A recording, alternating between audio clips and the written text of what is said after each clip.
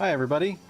I'm going to fade out our hold music. Hello, Internet. Welcome to another episode of Composers at Home, Maybe Drinking Coffee. I am hoping that my stream is good tonight. I know we had some problems the last time we had our show. I had a whole kinds of slew of problems that were funny little gremlins that I believe are now all solved. So my name is Elliot Miles McKinley. I am the host of this little show, and it it's kind of a special show tonight in that it is my 1 year anniversary. Not exactly to the day, but close to it. Approximately 1 year ago was when I started doing this, and I didn't really have the intent to do it more than a few times because it was, like many things, a COVID inspired project because we had a lot of time suddenly on our hands, and we're sequestered at home, as you remember, a year ago. So then I thought, oh, hey, why don't I have some friends on? And my first guest is joining me tonight. My first guest from a year ago, Anthony Joseph Lanman, will be joining me. So I'm going to bring Tony on in just a moment. But I would be remiss in not doing the social media plug. So please click the like button because that YouTube likes that. Like it over on Facebook, subscribe to the channel, all the usual tropes that one has for social media stuff. So anyway, I'm really not going to waste a whole lot of time on my preamble here. I'm just going to bring in our guest who's waiting over in the Zoom sphere. So I'll switch over to, you can hear the fire engines behind me. I don't know if it's being picked up on my microphone, but trust me, there's no emergency here at home, and we are composers at home, maybe drinking coffee. By the way, so hi, Tony. Hi, This is the ubiquitous mug. I owe you one of these, man. Since you are the first guest, you should get one of these. I have one. Oh shit, you do have one. I do have one. Oh, I should have brought. I should. It's in the cabinet. no worries, no worries. You can represent some other time. Hey man, it's really nice to have you back, for this 1 year I don't want to say celebration so much as it's just it's an interesting marker. And the last time you and I had this conversation, we were both, what was the term? Sheltering in place. Oh yeah. Yeah. And, I think I have to say, I was inspired to kind of do something like this because of your podcast, which of course I would be remiss in not plugging for anyone who doesn't know One Track will know it after today, and we'll put links in the requisite video descriptions and stuff like that, so you can go and find One Track, which is well, Tony, you can explain it better than I can. But basically, he interviews composers and plays one track, right? That's the idea, right? The question you ask of your guests is, is it one of those? It's not a desert island question. Yeah, it's kind of like a desert island, but I mean the intent is to get the composer to choose, maybe their seminal piece or something like that, Right, and come and talk about it. right. Yeah, And it is a remarkably difficult thing to do, it is. Yeah, because what I remember the piece that I chose, and if you asked me to do the show now, I wouldn't pick that piece. yeah. Um, and I picked it for a lot of reasons, but also it's pretty fresh on my plate, So, but I think it's one of those. It's a moving target. It's always a moving target. So, but I was inspired by your show, which is a great show. Tony, how many composers have you done to date? I guess maybe you've published 5 seasons? No, six? Oh no, I'm on 12. I'm on Season season 12. 12. Okay, right. Because you Yeah. do have like what I do. You do like half year things, right? Something like that. Quarter year kind of seasons. Yeah, I guess so. something like Yeah, that. yeah, Okay, 12 episodes per but it's been season. But 5 years. No, 5 years. it's Rough. been since 2017, so Okay, so yeah, we're coming up on so 4 years. 4 years. Yeah, Yeah, yeah. But 150 about. which is really terrific. That you reached out to do this. And I Thanks. remember you telling me a long time ago, when you kind of got that off the ground, some of the reasons why you began it. But I guess uh, a good place to start might be where, uh, like, what was your inspiration for doing one track, and in the time that you've done it, uh, what have you learned in the 4 years, 150 so odd composers that you've had come through the show? Yeah, well, my original impetus for podcasting, I started podcasting in 2010, and I did this podcast called All the Cool Parts. I remember that. And Yeah, yeah. and the reason I started that was, I went through the whole. I got my doctorate in 2008 and went through the whole thing trying to get an academic job, and I couldn't get a job, Mm-hmm. um, which is so But common, yeah, these days. yeah. And but I wanted to teach and do something with teaching, and so I thought, if nobody will give me a chance, I'll just do it myself, in this format. Mm-hmm. And that's how I started All the Cool Parts. Mm-hmm. And then that turned into, first podcast, I had no idea what I was doing, and it turned into something that was far too much work as far as like time commitment. It just got to the Mm-hmm. point where I just couldn't do it. It was way too much research and editing and stuff, and had to stop doing that. And I was doing another podcast too called 1000 Recordings, which Uh-huh. again was a lot of work, and it just came down to practicality. It was like, Yeah. I got to the Yeah. point where I was like, I don't have time for this. So I wanted to try to design something to where I could do it. It could be sustainable, Mm-hmm. and Mm-hmm. I could do it in the amount of time that I had. Mm-hmm. Yeah. So yeah, so I came up with the idea of one track, and which it really puts most of the impetus on the guest. you know, there's not a Right. whole lot of You research I just have to you do. just sit there, click play, ask a few questions.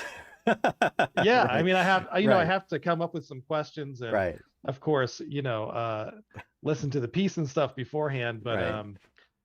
it became a sustainable model, Yeah. for me. Yeah, to go forward. Yeah. Yeah, yeah.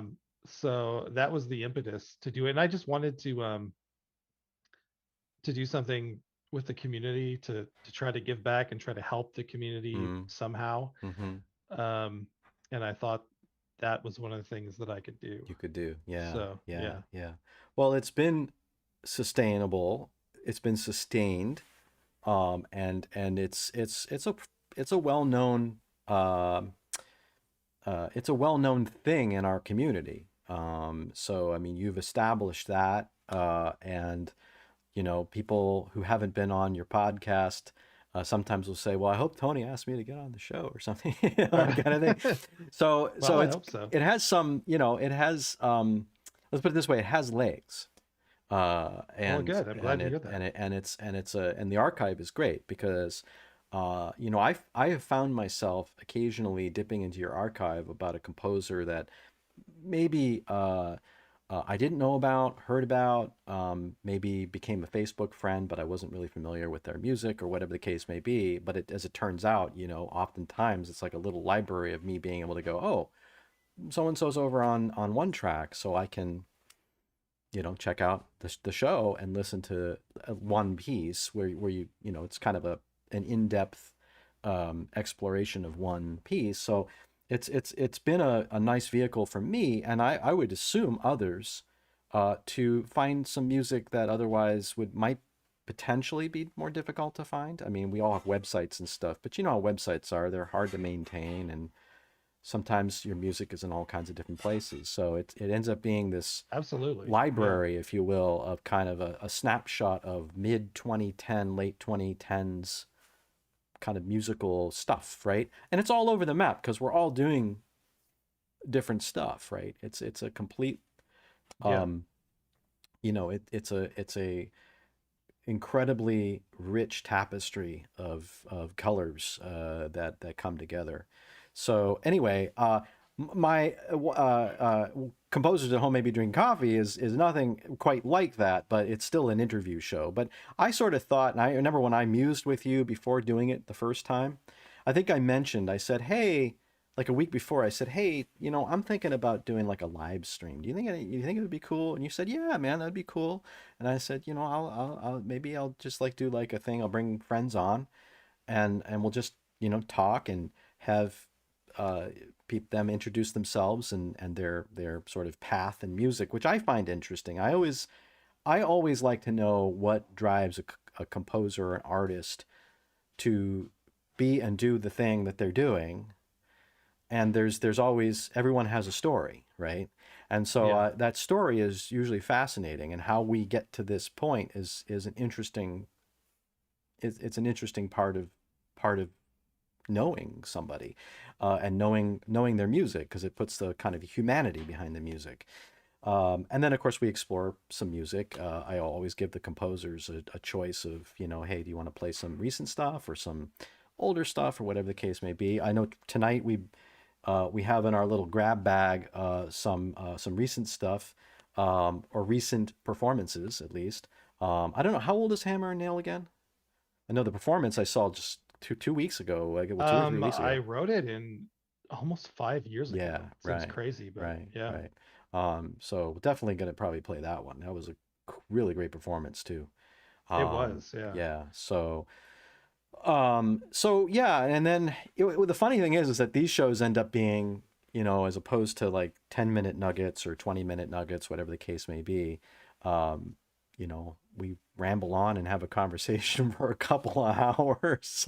Yeah. And sometimes I think, like, I always wonder this about, like, um, I, I, I don't want to cut a conversation short because I think that I'm exceeding the capacity of my audience to pay attention. And I don't have the answer to that because I'm not in broadcast media, right? And the internet is a different beast, right? So it allows on demand. So people who don't watch live can always, click the YouTube link and they can fast forward, if they not interested in somebody's, blah blah blah about their college career, they can Right. zoom on, right? Um, Yeah. get to the music or whatever the case may be. Um, but I'm always reminded of like My Dinner with Andre or some film like that, where it's just a conversation between a couple of people, right? Um, and what you learn in the course of a conversation, I like that idea.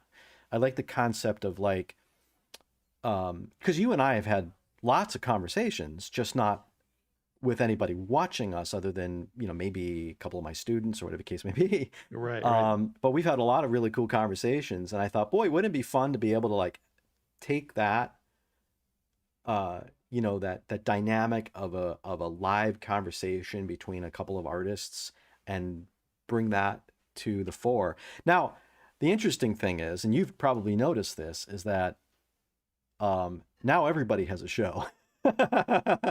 Right? It's like there's so many shows out there. Like, I mean, I can't tell you the number of times I see on the Facebook feed, oh, it's a composers in conversation with this, or performers in conversation. It's become a thing. COVID has launched, or I wouldn't say launched careers, but it has launched a lot of people in going in different kinds of directions, right? So I am by no means the first person and last person to do a conversation show on Facebook or YouTube or Yeah. Yeah. Twitch, I guess, whatever the case may be. But Um, yeah, I mean, having said that though, compared with like other genres of music, I mean, it's still minuscule, like the number of outlets that right. we have. It's you know, a lot of things have popped up over the last year, but it's still nowhere near enough. Yeah, yeah, I don't yeah. think. There's Yeah. a lot, and I don't know how. Uh, actually, I was thinking about this earlier. My question about um, uh, it's not metric analytics. There you go. There's the big word, right? The data analytics part of this. And like I can tell you right now how many people are watching, at least according to these analytics, right? So I monitor that. I don't pay too much attention to it because it tends to come and go. But compared to the number of subscribers, let's say to the Coffee Composers at Home Maybe Drink Coffee channel on Facebook or page on Facebook, the YouTube channel, and also my personal page, I go to all three, right? So I go to YouTube, I go to Composers at Home, and I also go to my personal page because I want to make sure I'm sort of, canvassing, if you will. And I can never predict how many people are going to watch. It's really interesting. Um, it's and how many people have subscribed to your channel or whatever isn't necessarily an indicator of how many people are going to watch either. Right. That's true. Yeah. It's so hard to predict, if not impossible, to predict Yeah. um, who's going to listen or how many people are going to listen or watch. And something might blow up that you didn't expect just because, depending on what platform you're on, the Right. algorithm, the mystery of the The algorithm. mystery of the algorithm. Yeah. Yeah. Yeah. And then and also people sharing and stuff like Yeah. that. But yeah, it's a total mystery. Yeah. Yeah. Have you been able to predict anything, or do you just don't watch that? You don't think about it? No, I mean that's what I've learned. I mean you and I have been putting our music on the internet since, Oh, we have a history with that, right? Yeah. yeah, Right. That's since our well, I mean I've been, but well, so mp3.com, I don't know, when did we start that? 98? 98, 99, 98. Yeah, so we've been putting our music on the internet, for a 21 long year, 22 freaking years. time. Yeah. Yeah. um and it's it's just impossible Yeah. to predict. you know I'm It always shocked if anyone, if 10 people listen to yeah. something that I post. I'm always surprised, Kind of like, who are these amazed. people? Yeah, right. Who Why are they why listening to why me? are they why are they why are they listening to this piece as opposed to the other piece, right? Whatever the case may be, Yeah, right? or just, yeah, I mean, what brings them here? Like Yeah, why are they listening? Why are right. they listening to me on this podcast? Why are they listening to this thing I posted or whatever? Yeah, So yeah. I don't know. I have no idea. It It's a it total is mystery. it is a bit of a mystery, and I just find it interesting that it's probably a lot of it is analytics, and I have or not analytics, algorithm. I have an interesting story about an algorithm that happened to me today, which was a total surprise. But I'm going to talk about that after maybe we play a piece of yours because I don't want to spend the whole time talking about something that blew up on my Facebook page today. Uh, Oh, that. that that is an interesting thing. Now the You topic stirred up quite the shit show there. I man, I posted that in like 10 seconds. I don't know. I was sipping on a cup of coffee. I just went blah. And I thought I'd get maybe 10 people might respond, like normal. Anytime I post anything that I think is important, like really important, like a piece of mine or something, it's like I get 3 likes. Right. And I'm like, and I post something kind of just like and I mean, it's kind of it's an important thing, but it's also just kind of like, me musing between a couple sips of coffee as I'm cogitating on some music and answering Right. emails. And suddenly it's I think it's the most liked post, I mean, that I've had in like 3 years. I mean, it's coming up to rival like when I posted about me getting tenure. And I'm like, I have no idea why. Uh, Maybe the Facebook algorithm thought, oh, this might be interesting to put up in front of a bunch of random people. And people I've never heard of who are Facebook friends, suddenly I'm in this conversation with. But we'll talk about that fun little thing later after we play a little music. I do want to give a shout out to a couple people that are watching. Um, So yes, if you are watching, please say hello, even if you don't have any questions for Tony or I. We'd love to just say hello, say if the video is good, if the audio is good, or something's bad. So, but it looks like everything is cool. David Gaines, hey David, man, how are you? David is a perennial watcher of the show, so thank you, man, for coming on. I'm sorry for calling you a nerd earlier, but you deserved it. Um, oh, Michael Hall, hello. Claire Longendijk says hello. You remember Claire? Oh yeah. Yeah. Yeah. Hello. Hello. Thank you for Dean coming. Rosenthal. Hey, Dean. Speaking of somebody that got involved in today's conversation, he says nice mug. I guess this was referring to when I Yeah. put Yeah. up Yeah. the mug. So I think David replied to my tort about his being a nerd, but he knows that. Uh, for oh, Jennifer Landman says hello. Says hello. Okay, cool. All right, so some people are in the room. So tonight, we don't have to talk about your whole life history or all that stuff because they can watch episode 1 to get a lot of Yeah. that, Right. right? Yeah.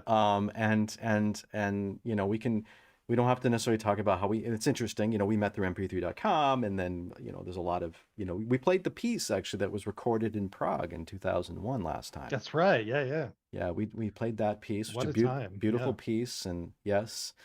And so I think I want to try to get to some music, uh, set up some music. Maybe, um, I mean, I mentioned Hammer and Nail, but I mean, do you have any piece you want to kind of cue up first in We can the? start with that. Sure. I Oh, mean, that's the most recent thing I've had recorded mm-hmm, and performed. So mm-hmm.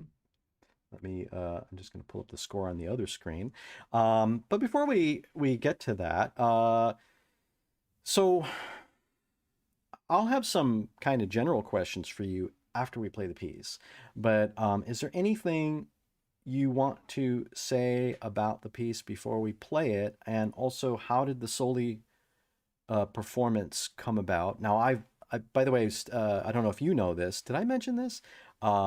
Stephanie Key and I go back to New England Conservatory days back in oh 1988, really? 1988. Oh Yeah, wow. when we were undergrads, and That's I've awesome. written pieces for Soli and had recordings with Soli, so they're all really like great friends of mine.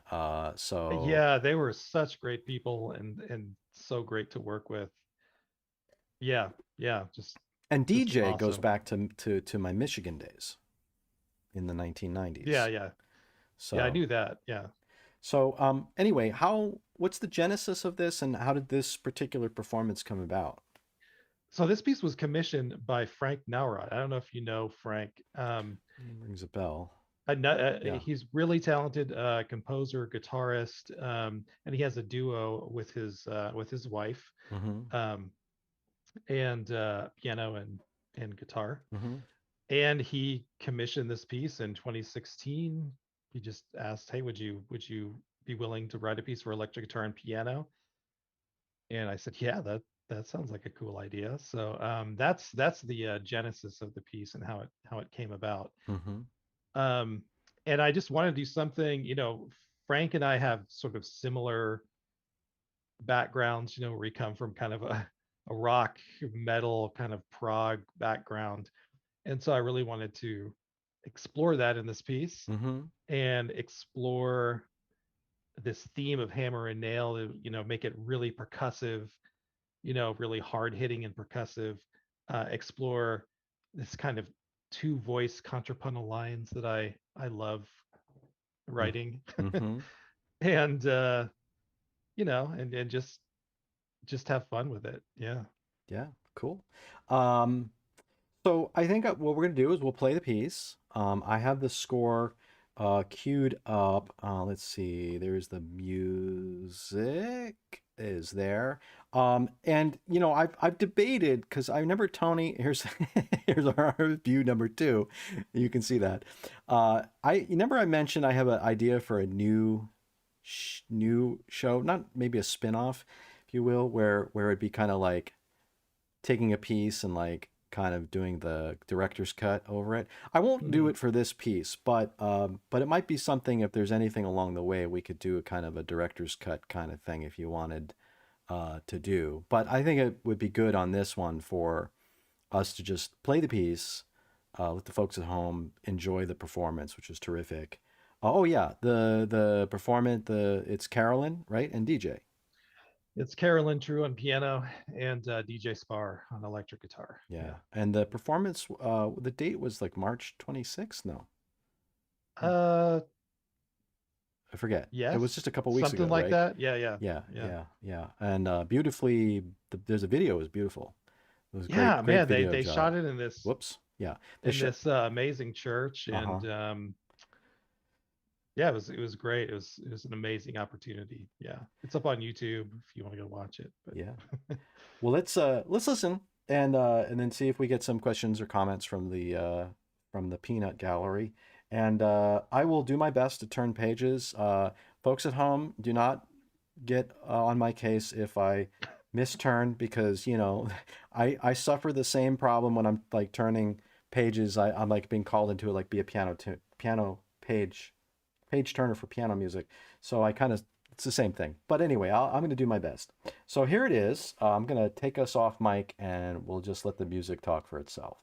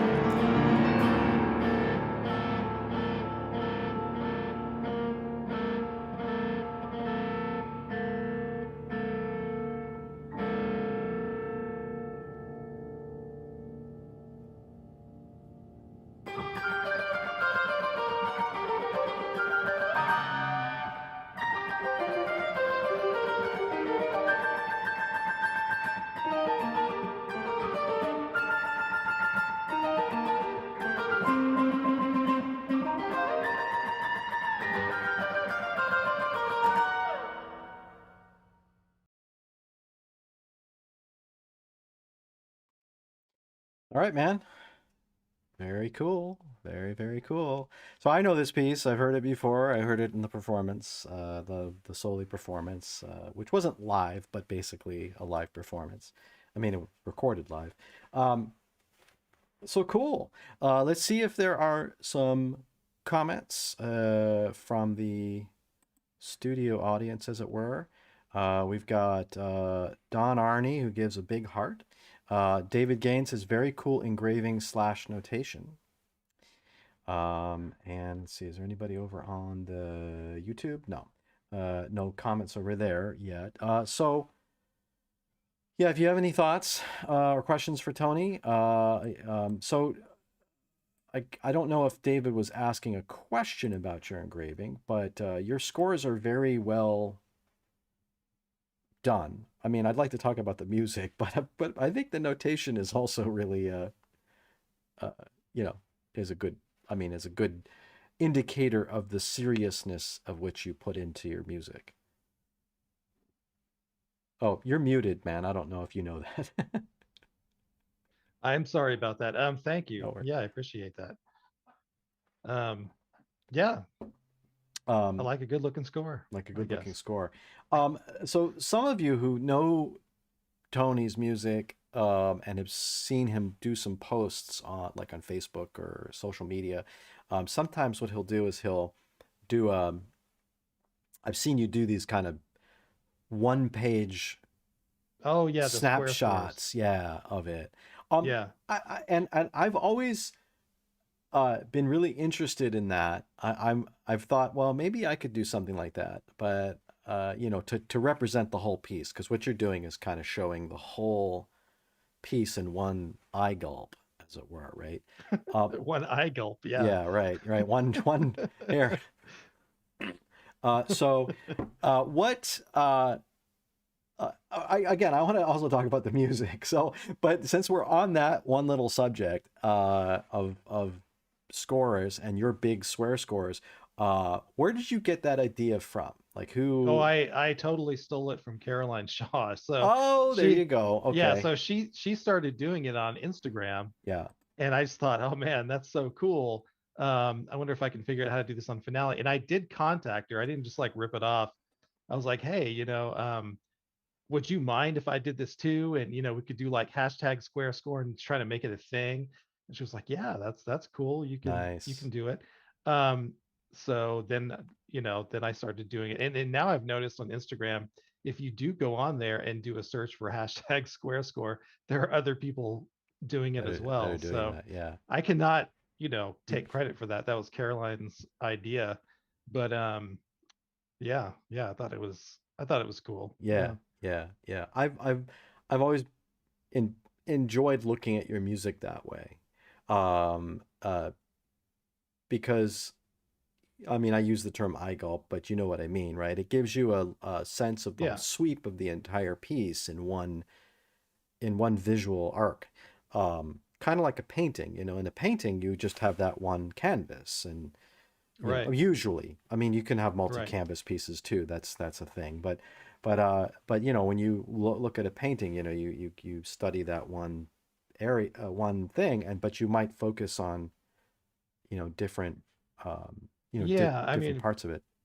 it almost helps make it into like an art object to Mm. see it all on this one thing, and Mm-hmm. it makes it really visually, you can notice, all the different patterns and things in it in a way that you wouldn't be able to, Right. in a normal score. Right. Right. And I always wished like I could do something with my scores because for instance, like George Crumb scores, like those are Yeah. pieces of art. Those are Yeah. pieces Yeah. of Those are visual art. beautiful. Yeah. Even like some of your dad's scores where he really did his calligraphy and stuff. Those are Yeah. those are those are works of Yeah. visual art. There's stuff that you could frame and put on the wall and just Yeah, admire looking absolutely. at. Right. Yeah, and I cannot.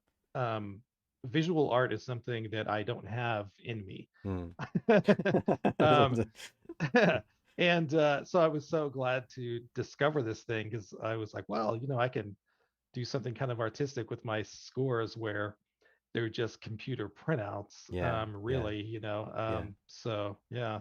Um, Yeah, very cool idea. And I may at some point end up doing something like that, especially for smaller pieces, like a piano piece or something where you can kind of post it all up, You do it actually as a linear stream. It's not just so for those of you who don't know what that looks like, and I wish I had like an image file to show everybody, but the way that Tony does it is it's not like a page spreads, because that's another way to do it is you can do page spreads, right, where you've got your printed Oh, page mark. individuals, Yeah, pages, all. yeah, and that's Yeah, yeah. that's It's an not. old printer's Yeah. tool. It's called a uh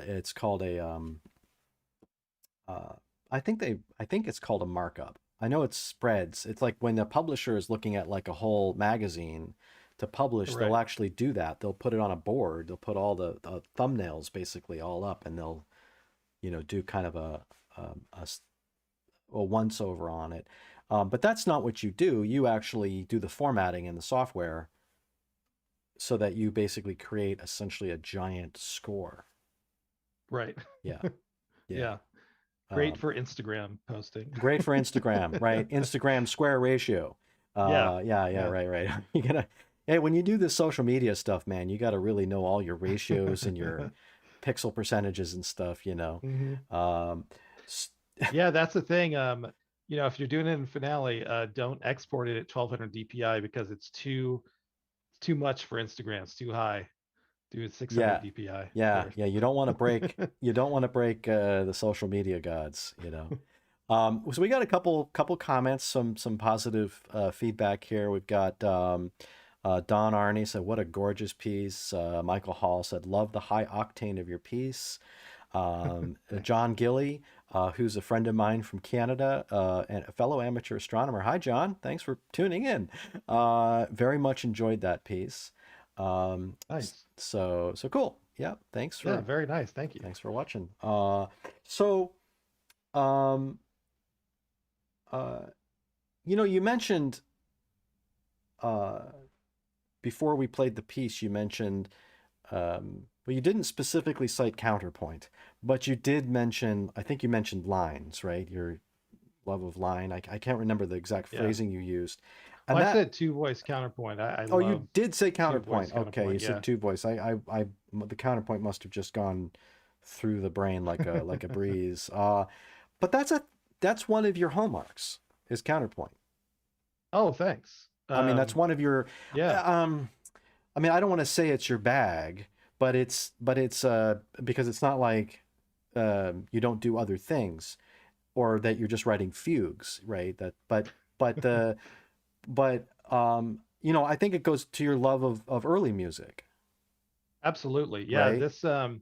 This two voice counterpoint thing originally came from me discover when I was an undergraduate, discovering these two voice counterpoint pieces of Lassus Yep.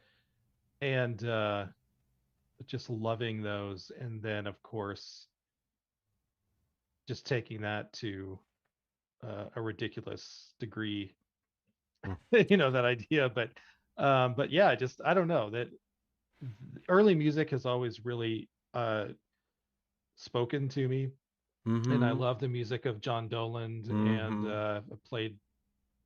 played it a lot, and other composers of that time. Mm-hmm. Um, so yeah, that's kind of where it came Yeah. from, and Bach too. But yeah, Right, right. But you, since I've, well, maybe not since I've known you, because we never really talked about it until, I don't think we talked about it until I brought you it over to my campus when I was at IU East, right, in '09, and you brought a piece, and we started talking. You were, that was like, oh wow, you and I both really enjoy basically music from the uh, 16th century and earlier. Like we kind of realized we yeah, had yet another thing to bond over, as if we didn't have enough, and that um, uh, and I find that music, that early uh, Western music canon, from the Ars Nova through the Renaissance, to be um, a lot of contemporary composers take some inspiration from um, that whole library, if you will, of music. And I find it really interesting when composer colleagues cite specifically Renaissance counterpoint or techniques of earlier times as ways of essentially finding ways forward in the music, in their own music, right? Um, so absolutely, you've got um, your your penchant for line comes out Oh, thank you. in the music, right? And and that's again, it's not to say that you don't have cool harmonies, right, and things of this nature, but it seems like a lot of your um, kind of harmonic structures are sort of built off of the idea of the voices in relationship to one another, which all harmony is, by the way. It's all counterpoint on some level. But like when you have your dissonances and things, and your crunchiness and stuff, again, it's all kind of coming out of this uh, contrapuntal spirit. Yeah, well, thank you. Would I Yeah, be correct in yeah, that? I think so. Yeah, I think so. Um, and counterpoint was something I discovered late, so coming from a background of rock and metal and stuff, Mm-hmm. my thinking was Where completely, where parallel fifths are totally fine. well, yeah, I Power mean, chords. well, sure, in my entire teenage years, I don't think I played anything but perfect fifths, but Right. Right. but They sound great. yeah, If you yeah, ever I absolutely. have to explain to students, it's not that fifths don't sound good, they sound great. But but anyway. Yeah, yeah, yeah. Um, so yeah, I sort of, that music is that thinking, because I remember, I was writing music back then, writing music for my band and stuff, and Hmm. it's very uh what am I trying to say? Sort of vertical thinking. It's chord, you chunk out a series Right. of chords, Right. and that's how you write, Right. and this idea of, you know, horizontal or linear thinking where you have Hmm. multiple lines that are independent but work together. They're kind of like Hmm. threads in a tapestry, weaving in Hmm. and out of each other. That was a concept that just didn't exist for me, Hmm. until I discovered Bach and early music and Hmm. and stuff like that. So Hmm. yeah. Hmm. Yeah. Um, so uh speaking of a piece that draws from an earlier period of music is the Hildegard homage. Yeah, That seems like maybe it seems like a logical segue, I think, sure. into Yeah. Hildegard. Do you want to let me queue up the PDF of that? I think it is. Oh, that's where it is, right there. So um, what was the genesis of this work? And this is one of the pieces I think that a lot of people know of yours. Um, or at Is least, it? Oh, it's well, I pretty mean, new. yeah, but it seems like it's in the air. I get that Hmm. feeling like it's in the air, but maybe I'm Oh, wrong. that's cool. I hope it is. I've been known to be wrong about things. Well, yeah, these pieces are being written for my a really good friend and a fantastic pianist, Holly Rothfeld, and Hmm.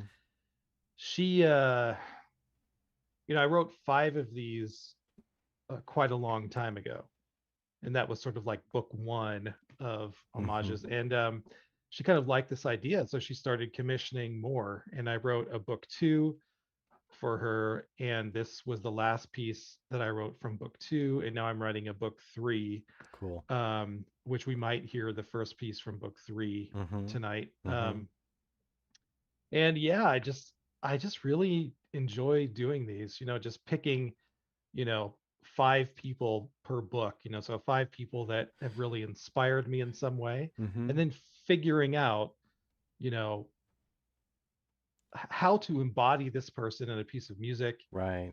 how to make it my own music, but still bring out some kind of aspect of them. And Hmm. obviously, doing musicians like Hildegard or something is maybe a little easier musically because they have music that There's you a can the listen to. right, right. Yeah, but I mean, most of the people that I've done these for are not musicians, so you have to find other ways to embody them, in Right, music. Yeah, yeah, right, right. yeah. So this one I was thinking a long time about, and this actually, I mean, really, I mean, no shit. I was doing some work totally unrelated, one afternoon, and Mm-hmm. the whole thing just came to me at Ah, once. right. And I just stopped what I was doing and I just wrote the whole thing down. It took like maybe a couple hours.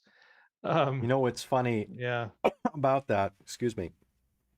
What's funny about that is how often, and tell me if this happens to you, but I'm gonna guess that it happens to you more often than not. How often it is when we're working on one piece, and it's kind of like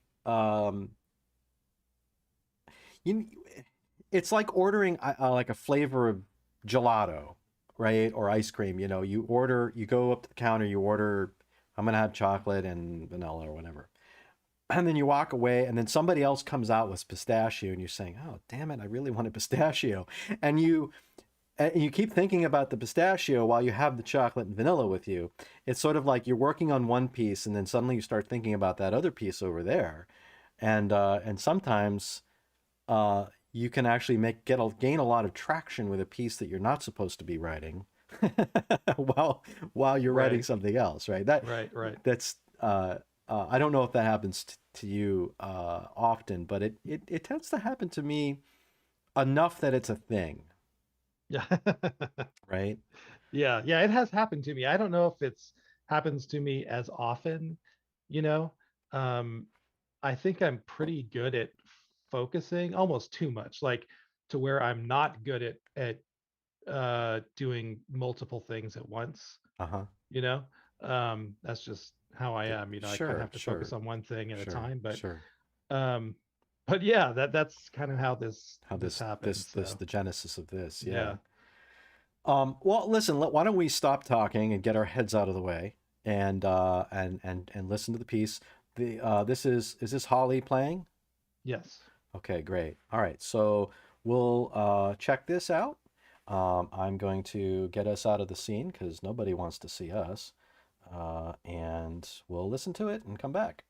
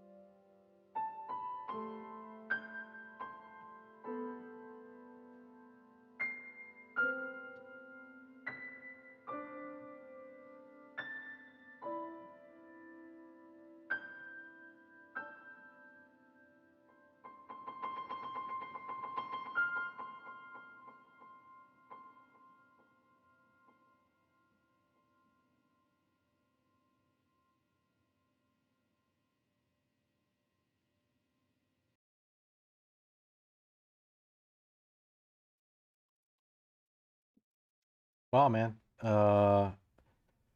So I love the dreaminess of this piece.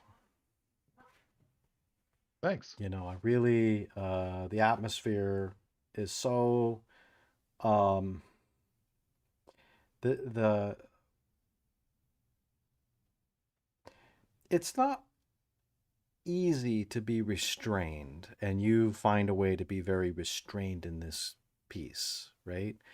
Because it would be easy to sort of say, "Oh, I got a piano, so I have 88 keys, and so I'm going to make it do all these things," right? but but Right. you knew to not do that. You know, your ear said, "No, this is what this is about, and this is what it needs," right? Yeah. And that's what I also really love. I love the restraint of it, and the fact that um, you're willing to let the music just be what it is and not try to be anything that it isn't, Well, thank you. you know? Yeah, that's what I try to do. Yeah. Yeah, I mean the register, there are several things I try to relate to the person. Yeah. So Hildegard, wrote for women's voices. Mm-hmm. And so, her music is in this high tessitura. And so I wanted this piece to live on the upper half of the piano. Mm-hmm. Mm-hmm. I didn't want there to be a bass clef, and there's not a bass clef Right. in this whole thing. Mm-hmm. Mm-hmm. Um, and the pedals down the whole time to mimic this sort of reverberance that you would get from hearing the music in, Large you know, cathedral or something. a Yeah, right. cathedral Yeah. or an abbey or Abbey, something. right, exactly. Yep. And the repeated notes with the slowing up and speeding up and things like that. But just when you read about Hildegard, one of the things was that she had these visions, Mm-hmm. these divine visions, and it's reported that these visions were often accompanied by sort of bouts of shaking and convulsing Okay. and stuff like this. And so that's what this kind of tries to embody, Mm-hmm. Yeah. Mm-hmm. Mm-hmm. Yeah. Um, we had a couple of comments. We had so Michael Hall says Holly loves playing this piece and love how you create such a large hypermeter Oh, interesting. Huh. floating, which is true. That's another thing. The piece doesn't feel grounded into, here's the downbeat, and now we're counting to four, uh, and that's the 3/8 section does you feel the waltz of it, but it Right. doesn't feel like it's constrained necessarily. Where the downbeat doesn't feel like it's heavy. It could be because of the register and the lightness in which the Right. texture, Right. right? But yeah, um, it's a beautiful piece. And again, Thanks. the interesting thing is that I can hear the linear weaving in here, despite the fact that one might look at this piece and think that it's not necessarily a piece that involves kind of like linear, because it doesn't have direct, kind of imitative counterpoint and all this other kind of fun stuff in there. But yet it still has your hallmark of of treating the melodies and treating the lines with a sense of purposefulness. Well, good. Thank you. I appreciate that. I don't know if you would Yeah. disagree with me, but you're welcome to. But yeah. No, no, I agree. Yeah, I totally agree. I mean, it goes back to that again, that early music, vocal Mm-hmm. style, and the triple meter was, Yep. widely The used back thing, then, right, right. That was was the the 4/4, thing, right? because it was supposed to The represent the divine Trinity and all Trinity, that. right? Um, and it was, back then it was more in use than, four, Right, which is our common meter now. But right. um, yeah, yeah. So Mm-hmm. yeah, it's kind of everything I do in these homages are sort of, I don't know. I try to be very purposeful and Mm-hmm. everything Mm-hmm. that I do with these. Yeah. So folks, if you have any other comments or questions about any of the music that we're playing, even stuff that we've moved on, but you thinking, oh, this ties into that piece or whatever, feel free to ask. We're here to, well, really, Tony's here to answer questions. I'm just here to facilitate, maybe ask questions. Um, so I would now be curious, and I think this would be a nice step into the third piece that we have on the program, and that is another homage. Do you want to set this one up? Yeah, so this is the first one from what's going to be the third book of homages, homage on Neil Gaiman. And Mm-hmm. yeah, this is another person that's inspired me. And back in I think 2012, I wrote a bigger piece called Instructions on How to Survive a Fairy Tale. It's Mm-hmm. for like chamber orchestra, and I wrote it for my wife Jennifer to sing. Mm-hmm. And it's on this poem of Neil Gaiman of the same name. Mm-hmm. And I just, I love that piece so much. It's a big piece. It probably won't be performed very often, Mm-hmm. and it's got kind of a strange instrumentation. It's got electric guitar and it's got accordion and all this stuff in it. Um, but Why not? yeah, so I wanted to do an homage to Neil Gaiman, so I kind of reworked some of the material from that piece Mm-hmm. into this Mm-hmm. homage. Yeah. Mm-hmm. Well, why don't we just let it rip Okay. Okay. and come back and talk about it. So let's get us out of the way, and we'll take a listen.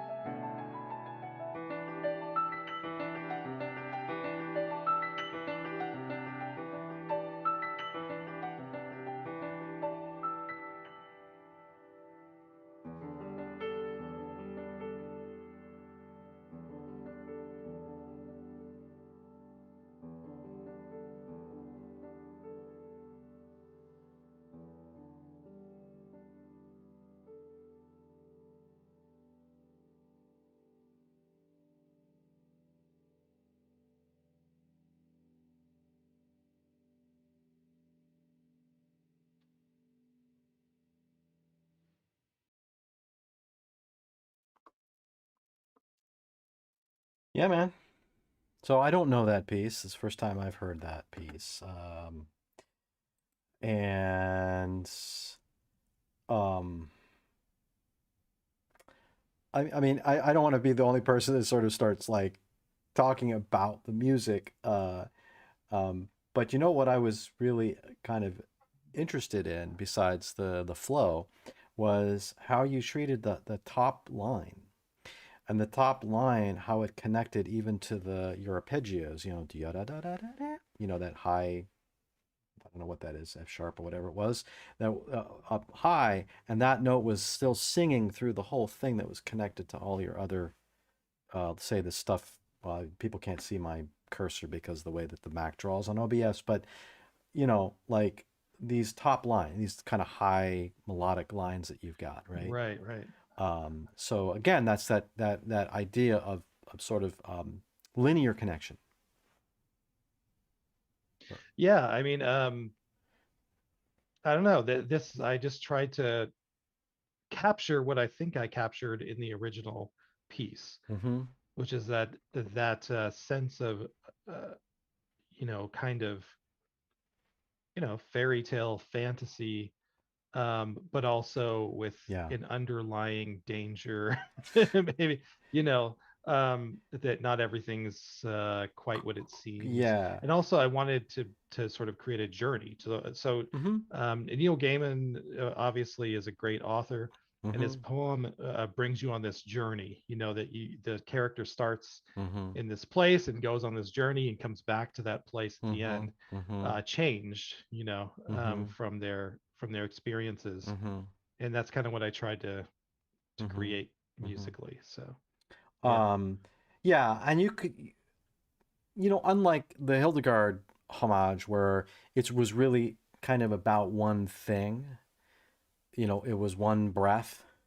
You know, here we have, you know, it's cinematic in this piece for the reasons that you point out, right? You've got these cinematic contrasts, you know, sudden modal shift, sudden, say, rhythmic motive, you know, change, like in this on this page here. I think it starts, no, it starts here on this page, you know, where you have this sort of sudden shift to, you know, kind of a more foreboding moment, Right. right? And then but then the assurance of those arpeggios, you know, with the kind of the stability of those stacked fifths, you know, comes back. And then you've got some nice modal changes too, um, for color contrast. And it does feel like when you mentioned the original intent, I was actually I had that in my mind a little bit about kind of moving through a cinescape, um, of sorts, right? And so Yeah. these contrasts, which might otherwise seem, I don't want to say abrupt, but they're definitely juxtaposed. Make a Yeah. lot of sense when you think of this as essentially a storyscape, um, Absolutely. Yeah, adventure. that Yeah. that's really what it is. And that's really how Gaiman's poem works. Uh, It sort of goes from this scene, and mm-hmm, which can be full of wonder and calm, immediately into this other scene of peril and danger and back again and stuff. So yeah, yeah. yeah, yeah. Beautiful piece, man. Thanks. And you know, you've got a great advocate in Holly as a, you Oh know, yeah, yeah. so which is She terrific. really is great at, you know, kicking me in the ass and saying, "Hey, when Good. is this next piece coming?" Good. Um, Keep the composer on, you know, on target, as it were, right? yeah, yeah. Yeah, yeah. So this is the first one of the third book, and the ones that are coming down the pipeline are there's an homage to Nadia Boulanger that I'm doing, Uh-huh. um, an homage to Neil Peart. Oh wow, that would be a fun one. Uh, yeah, I think it's gonna be cool, Da da and da da da a da few da da more. da So da da da. I'm sorry, I'm just thinking about YYZ. Uh, but anyway, sorry yeah, if you're not a Rush fan, then you won't get the reference. Uh, yeah. oh, Michael says yes, very beautiful, dramatic pacing. How much So a question: how much is that on your mind while composing? So I think it's well, the question was dramatic pacing. I mean, we kind of talked about in this particular piece how your dramatic pacing course was informed by the cinescape and the changing kind of dramatic atmosphere.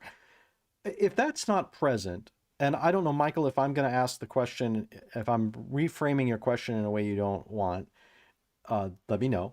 But I'm going to also ask the question, how do you approach dramatic pacing in a piece of music that maybe doesn't have a, say, a connected extra musical source? Right. Well, it's on my mind all the time Mm-hmm. Mm-hmm. for every piece Mm-hmm. that I do because I do want to um, hopefully keep my listener really engaged all the time. Mm-hmm. Now, I don't know if that's something realistic, and I don't know if that's something that I achieve. That's something that the listener Mm-hmm. can uh, decide for themselves, but it's something that I strive to do. And with this particular piece, um, really the poem is so good at that already. Mm-hmm. All I really had to do was just follow the poem and write the music um that embodied what his words, Mm-hmm. and his pacing and his Right. storytelling were already doing. Right. And you can go to SoundCloud and listen to that. It's on there. We'll put links And in I for love that people. Yeah. piece. Yeah, Yeah. I love that piece. I wish it was performed more, Mm-hmm. yeah, I keep it in mind all the time because that's just kind of how my mind works. Mm-hmm. I want to create a story Yeah. and create a journey. Yeah, S- all the time. So Yeah. yeah, I'm reminded often of one of my teachers and mentors, and well, when you think about all your teachers and mentors, the good ones, um, but in in my many of them uh, emphasize the idea of music as drama, and music as telling a story. Now, whenever you say that to someone who is uninitiated in that, in sort of quote classical little c music or whatever you want to call it, there tends to be this literal connotation, which in some cases there are, like in the case of following a poem or a story or some, setting a dramatic text or whatever the case may be. But for me, and I think this is exactly what you're saying too. If I'm writing a piece of music that doesn't have necessarily an extra musical thing attached to it, like a lot of times I don't even have a title. Like I have no idea what the piece is going to be called. It's sometimes even all the way up to almost the premiere. I've got a funny story about that, but I'll tell that story in a second. But but I'm still thinking of the drama. I'm thinking of the it's a time we are sculptors of sound and silence and time, and so time is our medium. I mean, sound is our medium, but time is also our medium. So so we are in essence sculpting time. Yeah. And if you're not sculpting time with purposefulness, then what are you trying to do? Yeah. You're Yeah. Yeah. wasting time. You're wasting people's time. Right. And I have to say a lot of music does that. It wastes people's time because there's no thought to the drama. There's no thought to the shape of the music. And again, it can be we're not talking about like one style over another. I mean, think of any piece of music, any song.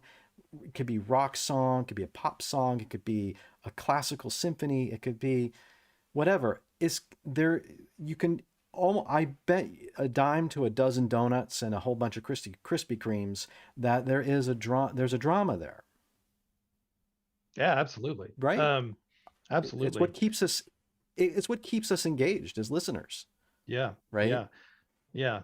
I mean, yeah, and I mean, one thing I've learned from thinking that way, and going through so many years, is that if you're thinking about creating a narrative, whether it's writing a book or writing a piece of music, Hmm. I think the mistake that people make when they first start out is they approach writing like reading, Right. Yeah. and Yeah. Yeah. It's two different they're things. two Yeah. completely different things. If we're talking about a book, writing a book is a completely different thing than reading a book. Being a Right. writer is not being a reader.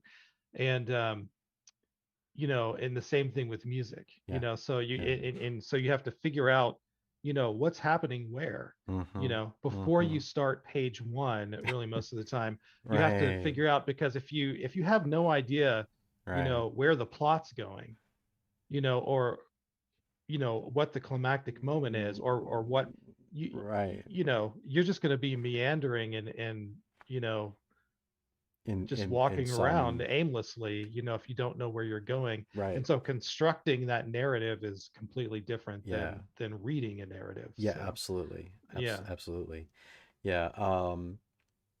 Well, yeah. David Gomper is a real big proponent of that.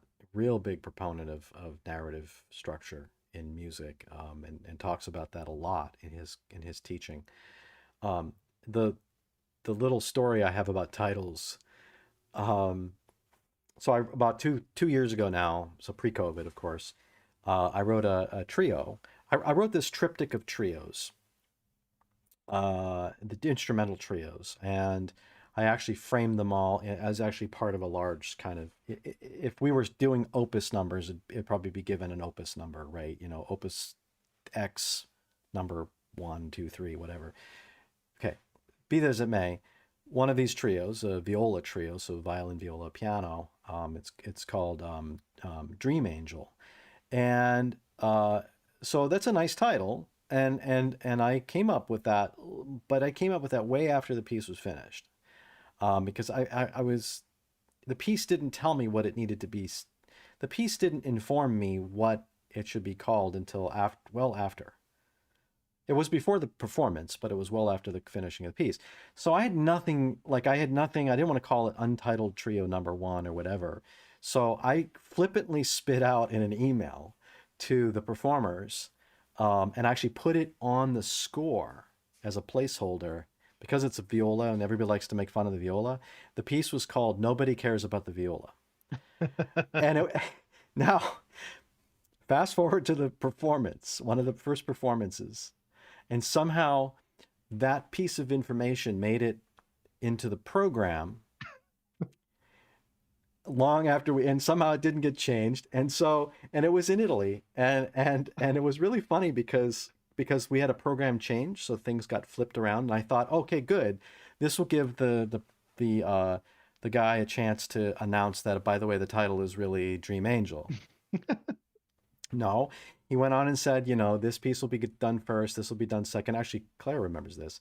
And he said, and then nobody cares about the viola in English. And I was like, okay, that's the name of the piece. I guess we're gonna roll with that.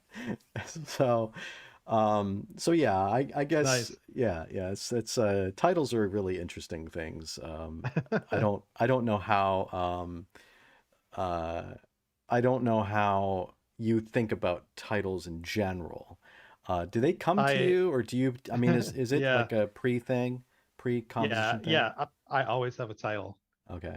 Before I start writing, I always have a title, because a title can suggest so much to me. Mm-hmm. Like Hammer and Nail, that's a perfect example. Yeah, absolutely. I mean, Right, that's right. suggested the whole tone of the piece and how the players were going to play, and Mm-hmm. how the lines were going to be written and stuff. And Mm-hmm. so yeah, I'll always have a title. Have a Yeah. title and well, that's smart.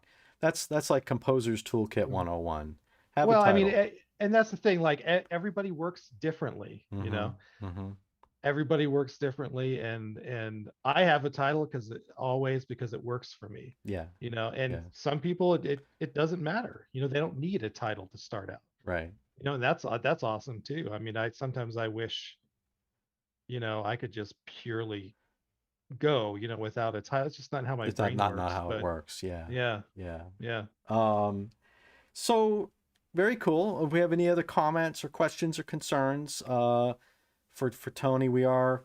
I don't want to keep you too late, man. I mean, we are coming up on the 9 o'clock hour, and that roughly would be a. Well, I'm not selling, as I mentioned, I think the first time we were together, and every time I seem to say this, I'm not selling advertising. So it's not like at 9 o'clock at the top of the order, we have to do the news break and then they have to sell soap or Yeah. something. So, so if anybody has anything else to say or ask questions, it could be nerdy composer stuff. It could be anything that we were talking about. Please feel free to chime in. So I think this will also be a good way for me to like introduce the thing that happened today, and maybe we can use Oh this as God. some fodder for conversation because it's somewhat related to what we were just talking about. It's not unrelated to what we were just talking about. So Right. um, so I'm gonna put up for the folks at home. I think I have this. If I've done my homework correctly, I will be able to turn. Oh, there we go. Okay, great. So There it is. there it is. There's the feed. So I did this. Well, it's now almost 8 hours ago. I posted. I feel too many composers are concerned with trying to be quote unquote new. I just want to find myself. That is hard enough. Now, maybe a poor choice of words on my part in terms of um, what I meant because I found it really interesting the responses. The res- Yeah, it is really interesting. Yeah. Really interesting. Actually, it's a really great psychological case study because it shows people's prejudices, fears, or concerns came out because people thought I was attacking something, or they Right. thought that I was advocating for something of which I was doing actually, honestly, neither. And I've tried to explain that a few times. So, it's interesting. Most people were like, yeah, man, right on. We get it. Some people were like not happy with the fact that they felt maybe I was dissing the avant-garde or like, quote unquote, new music or whatever the case may be. Um, and so all day today, a post that I thought would get, as I mentioned earlier, maybe like 3 likes, maybe one comment, because that's everything I post that I actually really care about, and I didn't care about this. I care about don't get it. I mean, it's like 5 people like it, whatever.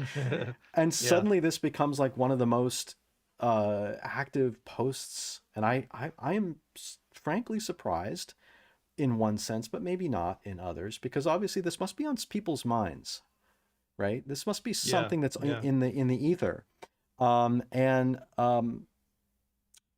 so uh, my intention here with the post was my musing about the fact that if one is overly concerned and preoccupied with the intoxication of trying to be new and innovative, whatever that might mean, that doesn't mean, you know, Brian Fernyhough, new complexity, whatever that might mean, that I feel like taking the eye off the ball of like looking at oneself and what they need to do for themselves in an expressive way. And I liken that, and I often use these words, and I don't use these words unabashedly. Um, I use the words like integrity or honesty. And there were some people that actually took issue with me about even using those words. And I'm like, come on, you know, are we going to really debate over those kinds of semantics? Because, but that's another story. I don't know. Well, in the contemporary classical world, we can debate over some We semantics. can debate over whether or not that That light bulb is on or off. And I I feel mean that that that's, yeah, that world can debate over some semantics. I mean, yes, they yeah. can. Yeah. Um, I've seen a few of those kinds of conversations where a whole panel and discussion can be diverted for a large chunk of time by semantics. mhm. Yeah. Yeah. Yeah, I don't know if you have anything to add on this. I'm not trying to get you into a flame war, So I don't want to, I don't, I don't want suddenly people to say, "Oh, Tony Landman said blah blah blah on McKinley's show," which there's like 4 people watching, but but Well, I don't know. I mean, I think it's interesting that the people that did feel like you were attacking something,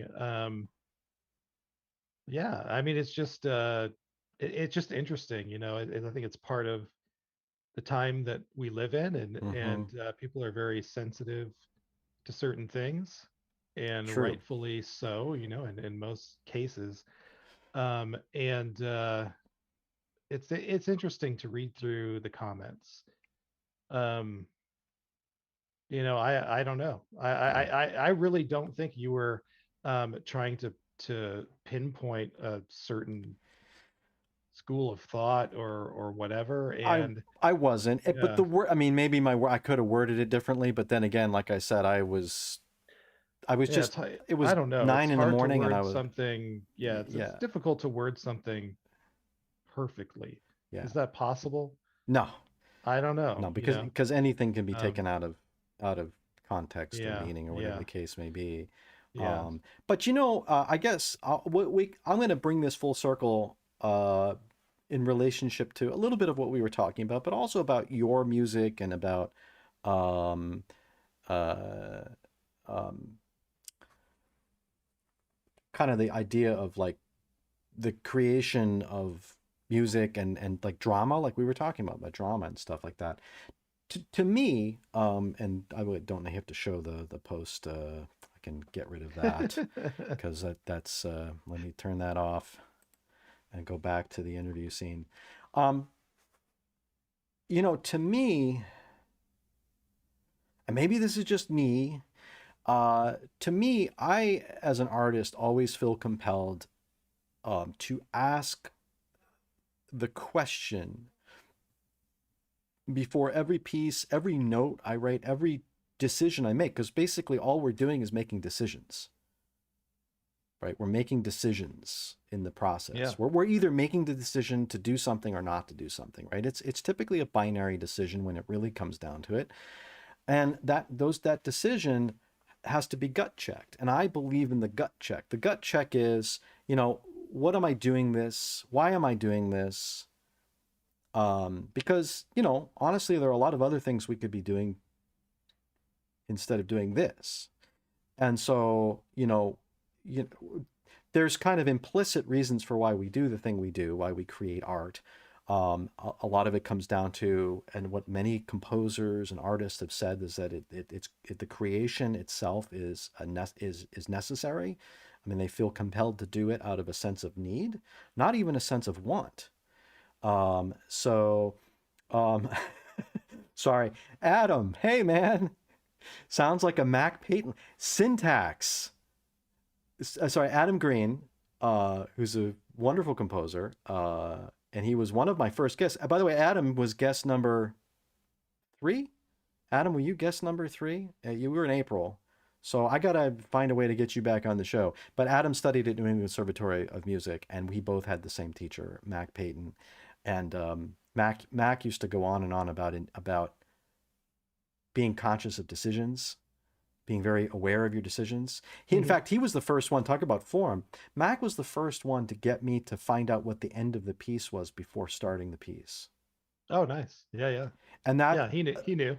that is a lesson. And I'm going to say what that's called intentionality, folks.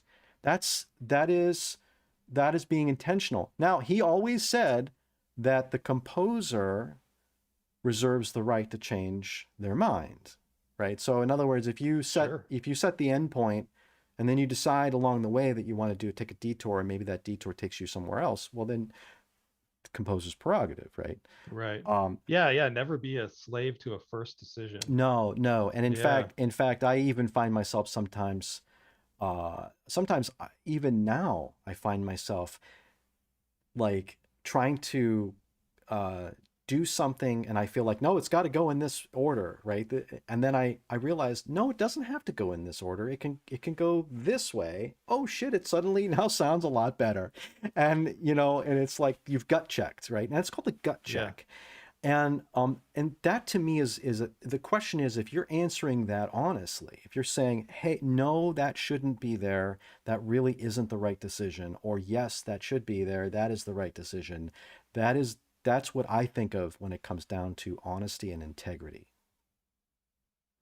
Because you're Sure, answering, sure. that's yourself, that's your compass, your craft, your skill, your experience, your the library of music that you have in your head. All of those things are coming to bear in those decisions, and you're making those decisions from like a kind of a deeply um, connected place.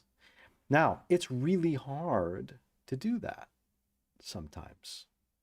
Sure it is. Yeah, yeah. And I know I could actually, I'll tell you this right now. I'll tell everybody this right now. I could write a whole lot of music. Like I could literally, I mean, like I struggle to write 10 seconds of music when I could blow through and write 10 minutes of music tomorrow. And it probably will sound fine, right? My craft is of a point where I could probably make it sound fine, and nothing will sound out of place. Maybe all the hairs will be kind of in place, but boy, it's not going to be good music. It won't, Yeah. it won't be my music. Yeah, exactly. One of my favorite examples of someone who has just unwavering, maybe integrity. I don't know what the word to use really, but Mm-hmm. um, it's someone whose music I don't particularly like and I never listen to, is Schoenberg. Um, Right. There's an you know, example. Right. Right. and I can appreciate Schoenberg's music. Mm-hmm. I don't really like it. I don't really listen to it. Mm-hmm. But if you pick up Nicholas Slanimsky's book, The Lexicon of Musical Invective, Effective. where it's Yes. a Which is, bunch of yeah. horrible reviews that composers got all the way back to Beethoven's time, Mm-hmm. and you just read the reviews that Schoenberg got, and all the stuff that was being said about him, not just his music, but him It was a personally and all this personally, stuff, right. Because back and to then they have weren't, yeah, they would attack you. They would think exactly. like, you Yeah. wrote that string quartet, that must make you a big piece of shit, Yeah. basically, Yeah. right? Oh yeah. I mean, it's unbelievable. And just the fortitude that guy had and the Yeah. belief in what he was doing, Right. to just move forward in Right. spite of all of that stuff. Because I saw, it's very easy, like, especially when we were in school or whatever, as a graduate student, to just go into a lesson and just be mildly, you know, um, torn apart, Yeah. get a Just little a paper cut from your you get it. teacher, You get the very you get a and then you you get a little you ouchie, yeah, and and then you you go out. run back to change everything, Right. Right. and I just really admire Mm-hmm. his just iron will. Yeah, it was amazing. Yeah. Yeah. That's a point. Like I respect um I respect sorry, I'm just looking at Adam's comment. Megalomania has its uses. Great comment, man. Um, I respect a lot of music I don't like. That's an Yeah, interesting thing. yeah, yeah, I mean, I yeah. respect a lot of musical genres and styles that I don't listen, like they're not on my, my playlist, right? They're not my go-to Right. or my jam. But but I can also tell there's something intrinsic to that, and maybe the drama is part of it, maybe other things, whatever. There's something in like and I can't put my finger on it. I'm not a musicologist. I don't do this. I'm just a composer. But you can tell that it's done with a it's done with intention, and I guess, I don't, the problematic word integrity, whatever the case may be, right? Um, for a long time, I had a really hard time warming up to Elliot Carter's music. Now, it even still is gnarly and challenging, and I'm like, I don't know what the hell is going on. But man, boy, do I respect it. And now I really absolutely dig some of it.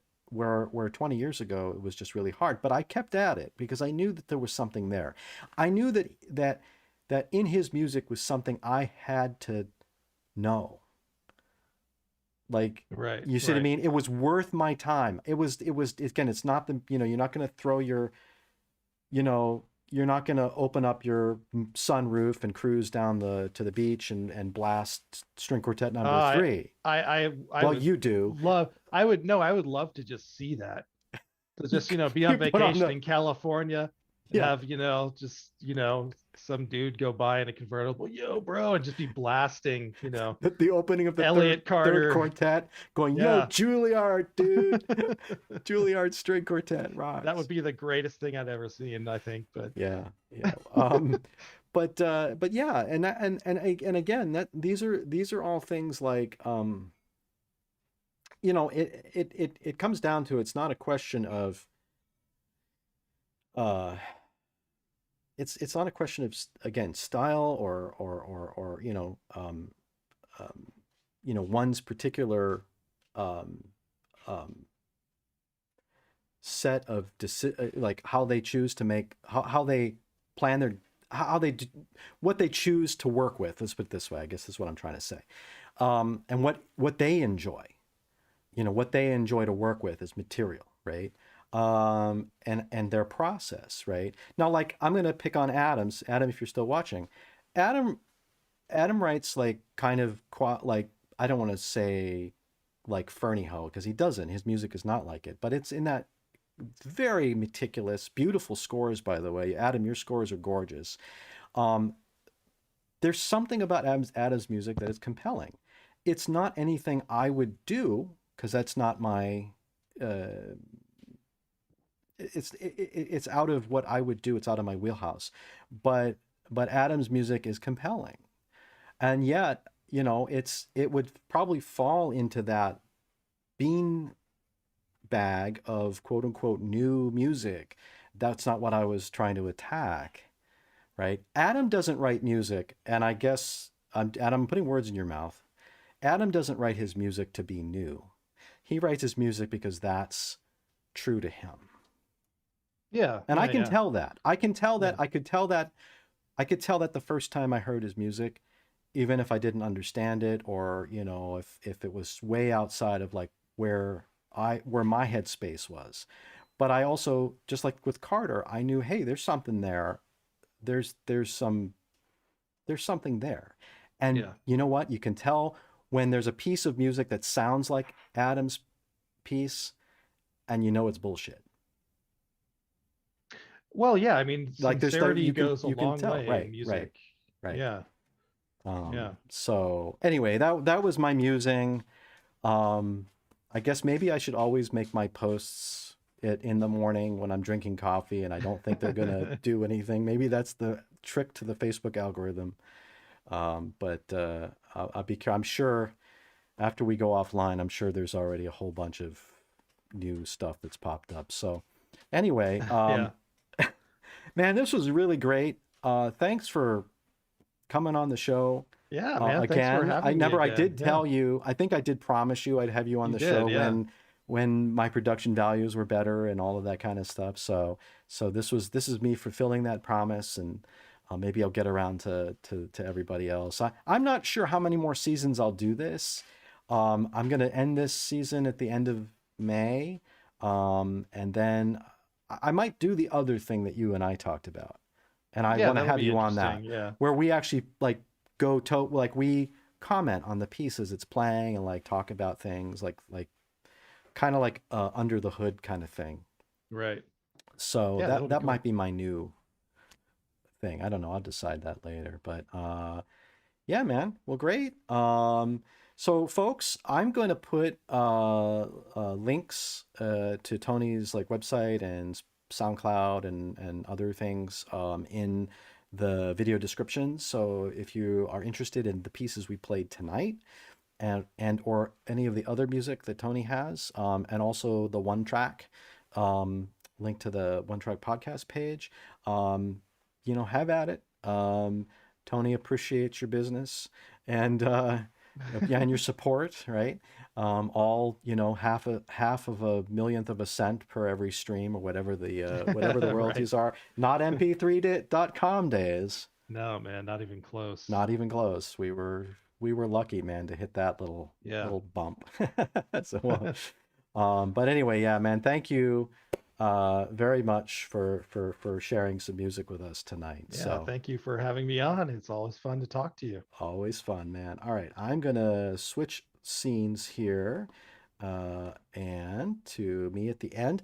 So I hope everyone enjoyed the show, enjoyed our conversation, enjoyed Tony's music. I'm going to do the yes, the subscribe over my head. Yeah, please subscribe to the channel and like the Facebook page and all the other ubiquitous social media stuff that that we do now. I'm going to introduce next week. It's not really next week, but at the end of April, on April 29th, I believe. That's a Thursday, so 3 weeks from now. Nare Sol, pianist and composer, friend of mine, YouTuber, will come on the show, and so we'll check out some of Nare's music, and I hope you can join us for that. Let me come back to me again. These transitions are really cool, but sometimes they take too long. Anyway, thank you all very, very much for joining us, and please stay safe. If you're getting vaccinated, congratulations, terrific. Hopefully, we're on the kind of on the home stretch, if you will, of COVID and all of this stuff. If you're not yet vaccinated, please stay safe and practice responsible social distancing. And until next time, we'll see you then. So bye for now.